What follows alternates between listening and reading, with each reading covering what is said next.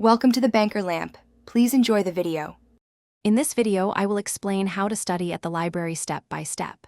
First, prepare for your visit by gathering all your essential study materials, like notebooks, pens, and any specific books you need.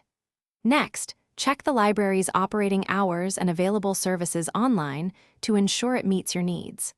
Finally, plan your transportation and aim to arrive early to secure a comfortable and productive study spot. Once you arrive, take a moment to explore the library's layout. Decide if a quiet zone, a collaborative space, or a specific study carrel best suits your learning style. Look for comfortable seating and ensure you have easy access to power outlets for your electronic devices. Also, consider areas with good natural light and convenient access to restrooms or water fountains for comfort. To maximize your productivity, minimize distractions by silencing your phone and avoiding unnecessary browsing. Implement the Pomodoro technique or similar methods, taking short, scheduled breaks to refresh your mind and prevent burnout.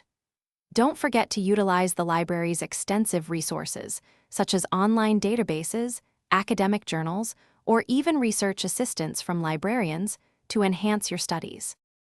As your study session concludes, take a few minutes to organize your materials and tidy up your study area, leaving it clean for the next person.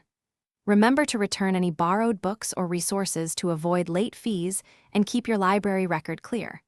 For your next visit, consider bringing a reusable water bottle to stay refreshed.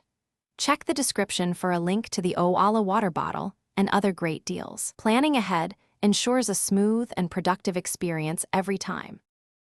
Thanks for watching. If this was helpful, leave a like and consider subscribing. See you next time.